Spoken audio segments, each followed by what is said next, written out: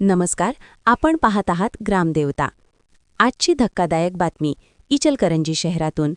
सांगलीच्या एका 23 वर्षीय तरुणाचा शहापूर परिसरात निर्घृण खून झाल्याची घटना समोर आली आहे.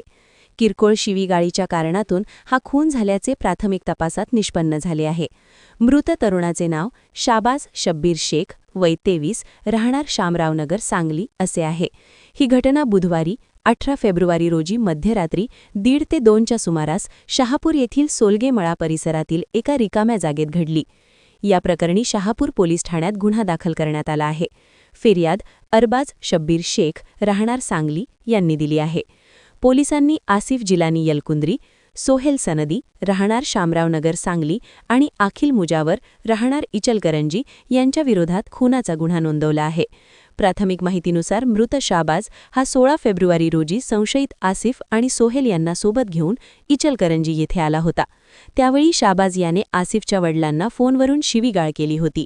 या प्रकाराचा राग मनात धरून तिघांनी संगनमताने शाबाजशी वाद घालत त्याच्यावर कोणत्यातरी धारदार शस्त्राने हल्ला केला आणि त्यात त्याचा मृत्यू झाला.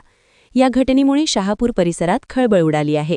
या प्रकरणाचा पुढील तपास शहापूर पोलीस ठाण्याचे पोलीस निरीक्षक सचिन सूर्यवंशी करीत आहेत. ग्रामदेवता प्रतिनिधी गजानन शिरगावे,